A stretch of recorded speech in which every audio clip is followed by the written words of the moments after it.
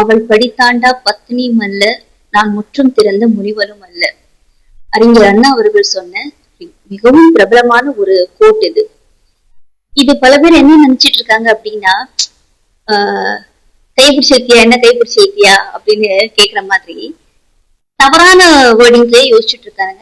அது முக்கியமா இந்த பரதேசிங்க இருக்கானுங்க பாருங்க, எவனுக்கெல்லாம் திராவிடம்னு சொன்னா பிடிக்காதோ, தமிழன் எப்படிடா அடிச்சு பண்ணலாம், துவம்சம் பண்ணலாம், கூட இருந்தே குழி பறிக்கலாம் நினைக்கிற சில சாணி மூலக்காரனுங்க இருக்கிறானுங்க. அவனுங்க எல்லாம் இந்த ஒரு ஒரு பொய் கதை கட்டவிழ்த்து அவனுங்களுக்கு எல்லாம் பழகி படிச்சு இப்ப புதுசா இந்த கூட்டணியில சேர்ந்திருக்கிற லொடக்கு பாண்டி, தமிழா பாண்டியன், நீ எல்லாம் தமிழானே பேர் வச்சிருக்க கூடாது. ஃபர்ஸ்ட் ஆஃப் ஆல் ஒருமையில பேசுறதுனால நினைக்காதீங்க. அந்த ஆள் பேசுறதை கேட்டுச்சுன்னா இதுக்கு மேல அசிங்கமா கேட்கணும்னு தோணும். அந்த அளவுக்கு வல்கரா பேசியிருக்காரு அந்த ஆளு. முக்கியமா அண்ணாவை பத்தி நீ எங்க உட்காந்துக்கிட்டு நீ யார பத்தி பேசிட்டு இருக்கன்றது, நீ 3 வேளை சோற திங்கிறனா நீ கொஞ்சம் யோசிச்சிருக்கணும், இந்த மாதிரி நம்ம பேசுறோமே அப்படின்னு சொல்லிட்டு. அண்ணாவை பத்தினா நிறைய கேரக்டர் அசோசியேஷன் பண்ணாருன்னு வச்சுக்கோங்க. அந்த ஒரு வீடியோல இப்ப சமூகத்துல பேசிருக்காரு, எனக்கு சங்க தமிழ்னே தெரியாது. இவனுங்க எல்லாம் பாடி ஷேமிங் பண்றானுங்க அறிஞர் அண்ணாவை. ஒரு மூக்குப்பொடி போடுவாரு, ரொம்ப அசிங்கமா இருக்கும், நாத்தம் அடிக்கும், கட்டையா இருப்பாரு, பல்லெல்லாம் கரையா இருக்கும். என்னமோ உக்காந்துட்டு பேசுற அந்த 2 டாக்ஸும் என்னமோ அரவிந்த் சாமியும் அஜித் குமார்னு மனசுல நினைப்பு இவனுங்களுக்கு. இவனுங்க பாடி ஷேமிங் பண்றானுங்களாமா. ரெண்டாவது இந்த வார்த்தைக்கு நான் அர்த்தம் சொல்லிக்கிறேன். அவள் படித்தாண்டா பத்தினியும் இல்லைன்னா 2 பேருக்குள்ள கான்ஃபிளிக்ஸ் இருக்கு. பானுமதி அம்மாவுக்கும் அறிஞர் அண்ணா அவர்களுக்கும். இவர் நிறைய பிலிம்ல கதவசனம் எழுதக்கூடியவர்னு தெரியும். சில வசனங்கள் சில பேருக்கு பிடிக்காது, இல்ல சிலதை மாத்த சொல்லுவாங்க, இல்ல சில பேருக்கு என்ன சொல்றது மட்டும் அவங்களுக்கு ஒரு ஒர்க்கிங் ஸ்டைல்ல ஒரு பிரச்சனை வரல. இன்னைக்கு நம்மளும் ஆபீஸ்ல ஒர்க் பண்றோம், எவ்வளவோ ஒரு கான்ஃபிளிக்ஸ் இருக்கும். பட் அது அதோடய முடிச்சு போயிடும். அடுத்த செகண்ட் நம்ம சிரிச்சு பேசிட்டு போயிடுவோம். இல்ல சில டைம்ல பிடிக்கல அப்படின்னா நம்ம அதோட நம்ம கட் பண்ணிட்டு போயிடுவோம்னு வச்சுக்கோங்க. அதுவும் இந்த எல்லா டிபார்ட்மெண்ட்லயுமே அந்த விஷயம் இருக்கும். அப்ப ஏதோ கதவசனம் எழுதுனதுலதான் 2 பேருக்குள்ள ஏதோ பிரச்சனையா இருக்கு. பானுமதி அம்மா நான் இந்த படத்துல நடிக்க மாட்டேன்னு சொல்லிட்டு வெளியே வந்திருக்காங்க. அது அவங்களுடைய பரிபூர்ணமான அவங்களுடைய உரிமை. அது வெளியே வந்தோம்னு ரிப்போர்ட்டர்ஸ் கேள்வி கேட்டுருக்கானுங்க. இந்த மாதிரி அறிஞர் அண்ணாட்டு இந்த மாதிரி பானுமதி அம்மா இந்த அவங்க மேடம் நடிக்க மாட்டேன்னு சொல்றாங்களே, இந்த மாதிரி ஏதாவது உங்களை பத்தி பிளேம் பண்றாங்களே அப்படின்னு சொன்னோன்னா அவர் சொன்ன வார்த்தை இந்த வார்த்தை, பத்தினின்னா எடுத்தோடனே கருப்பு கரசி கருப்பு இந்த மண்ணாங்கட்டி எல்லாம் நீங்க நினைக்காதீங்க. பத்தினின்றதுக்கு இன்னொரு அர்த்தம் பெண். அதுதான் படிதாண்டா பத்தினா அவங்க லிமிட் கிராஸ் பண்ணிருப்பாங்கல்ல, கோபத்தை வரவழைக்கிற மாதிரி பண்ணியிருந்துக்கலாம், பேசியிருந்துக்கலாம். சோ இதெல்லாம் ஏற்படுத்தாத பெண் அவங்க கிடையாது.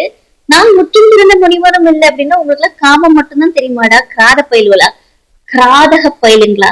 சோ முற்றும் திறந்த முனிவர்னா கோபம் குரோதம் எல்லாமே இருக்குல்ல, அதுல பொறாம இருக்கு, காமம் இருக்கு. இப்ப இவங்களுக்கு என்ன முடிவே இல்லை அப்படின்னு நான் பொறுக்கின்னு இவங்க யோசிச்சுக்கிறானுங்க. நான் கோபத்தை கட்டுப்படுத்துறது நான் முடிவன் இல்லை அப்படின்ற வார்த்தை தான் அது. சோ நானும் தவறு, நானும் சிறந்தவன்னு சொல்லல, அதுக்காக அவங்க சொன்ன விஷயங்கள்லாம் உண்மையிலும் ஏத்துக்க முடியாது.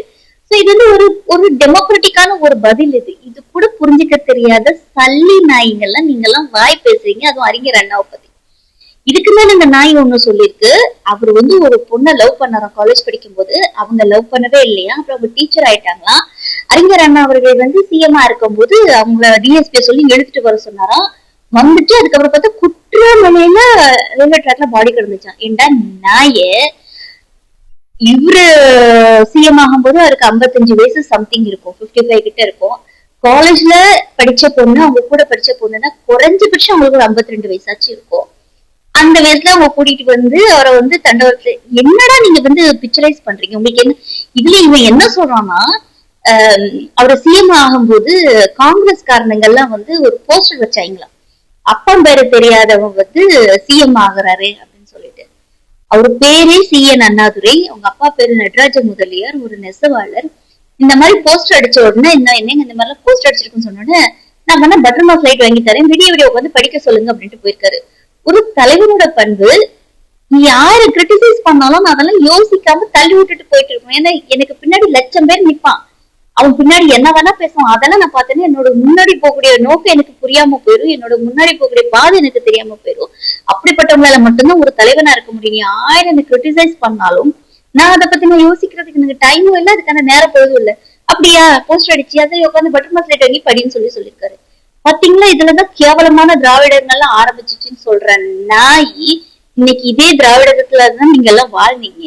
இன்னைக்கு வரைக்குமே இந்த இந்த 70 ஆண்டு கால அரசியல், இந்த காங்கிரஸ்க்கு அப்புறம் வந்தது திமுக அதிமுக தானே, ரெண்டுமே திராவிட கட்சிகள் தானே. அறிஞர் அண்ணாவை பத்தி இந்த அளவுக்கு மட்டமா, இந்த அளவுக்கு மோசமா நீ பேசிட்டு தமிழன்னு பேர் வச்சிருக்கிற.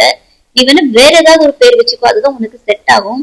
இவன் மேல கேஸ் போட்டிருக்காங்கன்னு நினைக்கிறேன். கண்டிப்பா உன் மேல கேஸ் போடணும், ஆக்ஷன் எடுக்கணும். இந்த மாதிரி ஒரு நாய்ங்க உட்காந்து பேசுறத அதை ஒரு 10 பேர் உட்காந்து கேக்குறாங்கல்ல, ஏன் எதுக்குன்னு கேள்வி கேட்காம இந்த நாய்ங்க குலைச்சிட்டு இருக்கும். உங்களுக்கு வியூஸ் வேணும்னா நீங்க உங்களுக்கு 1000 டாபிக்ஸ் இருக்குடா பேசுறதுக்கு, அதை பேசுங்க. அறிஞர் அண்ணா இன்னைக்கு உயிரோடு இருந்தாருன்னா அவருக்கு 117 வயசு. அவர் இன்னைக்கு இறந்தே பல வருஷங்கள் ஆயாச்சு. அவரெல்லாம் இருக்கும்போது நீங்க எல்லாம் அவர் நிழல கூட பாத்துருக்க மாட்டீங்க. மயிராண்டிகளா நீங்க அவரோட கேரக்டரை அசாசினேட் பண்ணீங்க, நாங்கெல்லாம் பார்த்துட்டு சும்மா இருப்போம்னு நினைச்சிட்டு இருக்கீங்க. செருப்பு பிஞ்சிடும்.